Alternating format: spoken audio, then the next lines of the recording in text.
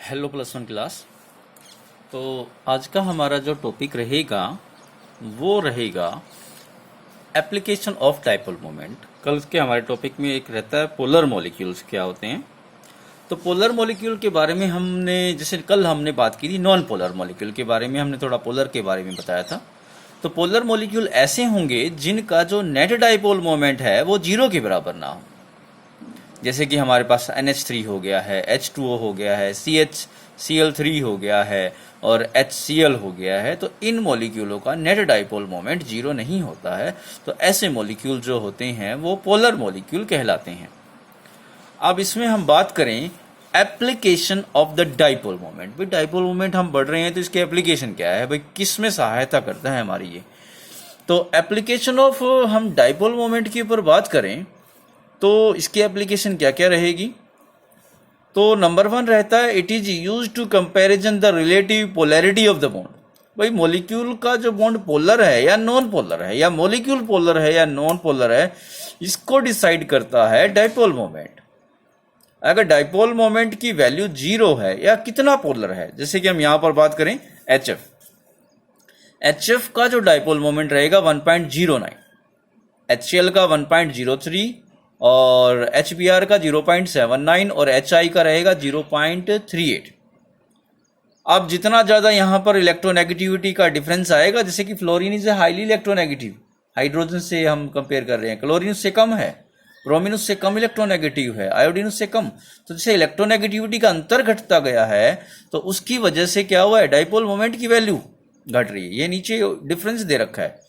Hydrogen और fluorine की electronegativity का डिफरेंस होता है 1.9, हाइड्रोजन और क्लोरीन की इलेक्ट्रोनेगेटिविटी का डिफरेंस होता है 0.9, हाइड्रोजन और ब्रोमीन की इलेक्ट्रोनेगेटिविटी का डिफरेंस होता है 0.7 और हाइड्रोजन और आयोडीन की इलेक्ट्रोनेगेटिविटी का डिफरेंस होता है 0.4। तो इलेक्ट्रोनेगेटिविटी का डिफरेंस जितना ज्यादा रहेगा डाइपोल मोमेंट भी जितना ज्यादा रहेगा। दूसरा हम बात करते हैं it is use to distinguish between the polar and non polar. जैसे हम पीछे बात कर चुके हैं कि पोलर वालों का डाइपोल मोमेंट 0 नहीं होता है, नॉन पोलर वालों का डाइपोल मोमेंट नेट 0 होता है। तो ये अंतर बताता है इसके बारे में। It is use to find out the geometry and shape of the molecule. यानी अब जो नेट डाइपोल मोमेंट 0 आता है तो वहां से हमें पता लगता है कि क्योंकि dipole moment is a vector quantity, अगर उसका नेट रिजल्टेंट 0 आता है तो यहां से हम वेक्टर का यूज करते हुए इसके एंगल्स निकाल सकते हैं कि कौन सा एटम कितने एंगल पर सेटअप होगा जिसकी वजह से इतना डाइपोल मोमेंट आएगा। तो यानी यहां पर सेंट्रल एटम के हिसाब से दूसरे जो एटम जुड़े हुए हैं उससे उनका एंगल हम फाइंड आउट कर सकते हैं, और उनका एंगल जब फाइंड आउट कर सकते हैं तो उससे हम क्या निकाल सकते हैं, उनकी ज्योमेट्री और शेप निकाल सकते हैं। अब यहां चौथा जो हमारे पास केस आता है it is used to distinguish between the cis and trans isomer. जो हमारे ऑर्गेनिक कंपाउंड में सिस आइसोमर और ट्रांस आइसोमर्स होते हैं, इनऑर्गेनिक में भी होते हैं ये। तो सिस आइसोमर कौन से होते हैं, यानी जिन आइसोमर्स में अपोजिट साइड के ऊपर क्या रहे कि हमारे पास अलग अलग प्रकार के एटम रहे, उन्हें हम सिस आइसोमर कहते हैं। जैसे कि यहां पर कार्बन कार्बन डबल बॉन्ड की इस साइड देखें H है, इस साइड Cl है, इस साइड Cl इस साइड H है। और अगर या ट्रांस वो होते हैं जिनके अपोजिट एंड के ऊपर हमारे पास एक जैसे एटम होते हैं, जैसे कि इधर Cl है, इधर Cl है, इधर H है, इधर H है, मॉलिक्यूलर फॉर्मूला सेम है इनका, इसलिए आइसोमर है। तो यानी सिस आइसोमर का डाइपोल मोमेंट 0 के बराबर नहीं होगा और ट्रांस का 0 के बराबर होता है। या जनरल कहें कि सिस आइसोमर का जो डाइपोल मोमेंट है ट्रांस वालों से क्या होगा, ज्यादा रहता है।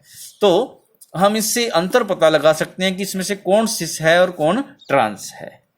अगली हमारी जो एप्लीकेशन जाती है वो है it distinguish between the ortho Meta para isomers. Organic compound में हम बात करते हैं कि जो बेंजीन होता है, बेंजीन का एक जो फंक्शनल ग्रुप जुड़ा हुआ है उसके पड़ोस वाली साइड होती है हमारे पास में ऑर्थो पोजीशन, उसके बाद हमारे पास आती है मेटा पोजीशन, उसके बाद आती है हमारे पास पैरा पोजीशन। तो अगर पैरा पोजीशन के दोनों साइड में हम देखें कि यहां पर अगर सेम टाइम के फंक्शनल ग्रुप जुड़े हुए हैं तो उनका डाइपोल मोमेंट 0 होगा। और ये इलेक्ट्रोनेगेटिव एटम जितने ज्यादा एक दूसरे के नजदीक रहेंगे तो नेगेटिव पोल एक तरफ बन जाएगा, पॉजिटिव पोल एक तरफ बन जाएगा, जिसकी वजह से हाईएस्ट डाइपोल मोमेंट होगा।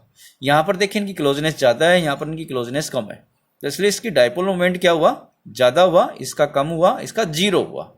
जीरो वजह है दोनों एंड के ऊपर एक जैसे एटम होना। अब यहां पर हम बात करते हैं, इसकी सहायता से हम ionic character, percentage of ionic character भी निकाल सकते हैं।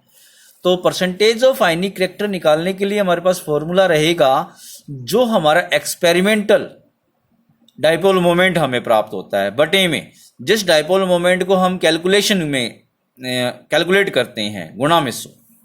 जैसे हम यहाँ पर एक न्यूमेरिकल लेते हैं, न्यूमेरिकल है calculate the percentage ionic character of the HBr bond in HBr provided the dipole moment and bond distance in HBr are 0.78 diopter and debye and 1.40 angstrom.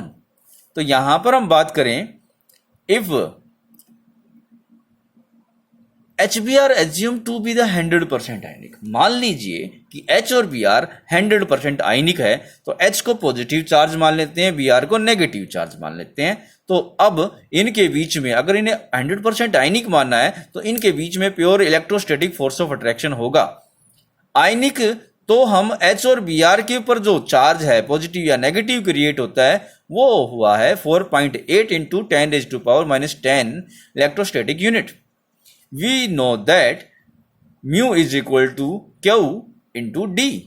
तो यहां पर ये 1 यूनिट चार्ज को हमने यहां पर माना है, तो Q is equal to Q into D। Q की वैल्यू हमारे पास चार्ज की वैल्यू है 4.8 इंटू 10⁻⁻10 इंटू में जो उनके बीच की दूरी है 1.40 इंटू 10⁻⁸ सेंटीमीटर। तो कैलकुलेशन किया तो हमारे पास आया 6.72 इंटू 10⁻⁸ ESU सेंटीमीटर। तो या फिर हम लिख सकते हैं 6.72 डिबे। आयनिक करैक्टर निकालें तो हमारी एक्सपेरिमेंटल जो वैल्यू रहती है वहां से हमारे पास आता है 0.78 और जो हमने कैलकुलेशन से निकाला है वहां से आया 6.72 इंटू में 100। इसको हम कैलकुलेट करें तो यहां आया 11.6%, यानी इस मॉलिक्यूल में आयनिक करैक्टर कितना हुआ 11.6। बाकी क्या रहा कोवेलेंट करैक्टर, 100 में से घटा दें तो बाकी कोवेलेंट करैक्टर है। तो मैक्सिमम HBr कैसे नेचर का रहेगा, कोवेलेंट नेचर का रहेगा। तो इस प्रकार हम परसेंटेज ऑफ आयनिक करैक्टर किसी मॉलिक्यूल में यहां से निकाल सकते हैं। तो आज के हमारा टॉपिक यही था। अगले टॉपिक के साथ में हम नेक्स्ट डे आते हैं।